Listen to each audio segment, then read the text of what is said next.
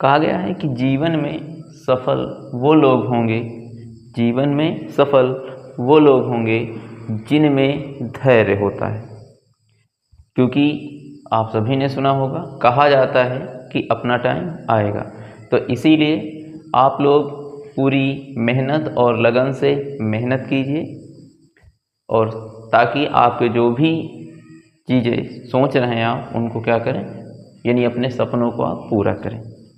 इतनी बात क्लियर भी।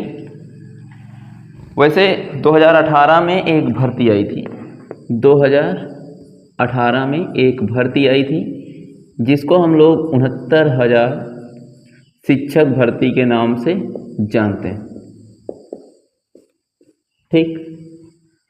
और जब ये भर्ती आई थी तो उस समय जो यूपी, क्योंकि यूपी की भर्ती है, कहाँ से है ये, यूपी शिक्षक भर्ती 69,000, ठीक है। तो इसमें देखा जाए तो शुरुआती से ये भर्ती जो रही है, क्या रही है, विवादित रही है।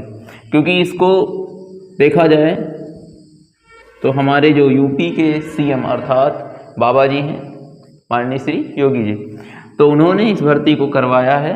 और जब से भर्ती आई है तब से विवादों में ही रही है। और आज भी इस पे हाई कोर्ट, यानी इलाहाबाद जो हाई कोर्ट है, प्रयागराज हाई कोर्ट कह सकते हैं, वहाँ से एक फैसला आया है कि जितने अयोग्य टीचर हैं, कौन से हैं, अयोग्य टीचर।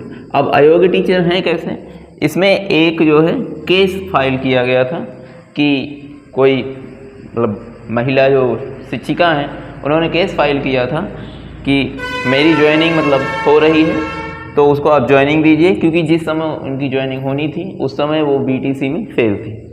अब हाई कोर्ट के पास जब ये केस गया तो हाई कोर्ट ने सीधे कह दिया कि आप उस टाइम एलिजिबल नहीं थी। तो इसलिए उस कोर्ट ने क्या किया, उनकी जो याचिका थी उसको क्या कर दिया, खारिज कर दिया।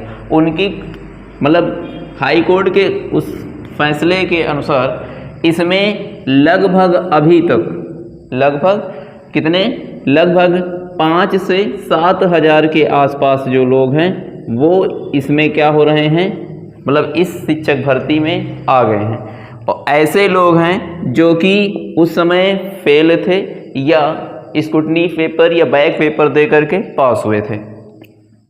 तो इसमें अब हाई कोर्ट का जैसे ही फैसला आया तो इन सभी को लगभग कर क्या किया जाएगा, धीरे धीरे एक एक करके इनको बाहर कर दिया जाएगा।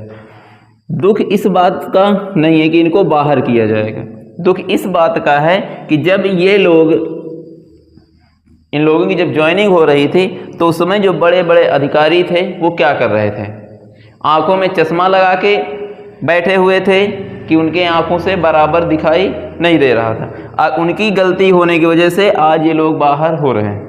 अगर उस समय बाहर हुए होते तो कम से कम इनको नेक्स्ट कोई दूसरी भर्ती मिल गई होती और ये तैयारी करके कहीं ना कहीं ज्वाइनिंग ले लिए होते। अब देखते हैं इसको होता क्या है, क्योंकि धीरे धीरे भी देखा जाए तो कुछ जिलों में इनको मतलब बर्खास्त करना शुरू कर दिया गया है। जो भी टीचर एलिजिबल नहीं है या उसमें स्क्रूटनी या बैक पेपर दिए थे उनको क्या किया जा रहा है, बाहर। ये गलती अगर किसी की है तो सरकार की है। और दूसरी बात, ये जो यूपी भर्ती है शिक्षक भर्ती 69,000, ये शुरू से ही विवादों में रही है। शुरुआती में इसमें कट ऑफ को लेकर विवाद हुआ, ये किसी गलती रही, गवर्नमेंट की, ठीक है। दूसरी बात, इसी में बीएड और बीटीसी विवाद भी रहा। कौन सा, बीएड और बीटीसी या डीएलएड, ठीक है। इसके बाद इतना हुआ, उसके बाद इसमें जो 6800 आरक्षण विवाद जिसको कह सकते हैं, जिसमें 6800 यानी 6800 चयनित अभ्यर्थी हैं, उनको ज्वाइनिंग मिलनी चाहिए थी, उनको ज्वाइनिंग लेटर दे दिया गया, लेकिन विद्यालय अलॉट नहीं किया जा रहा है।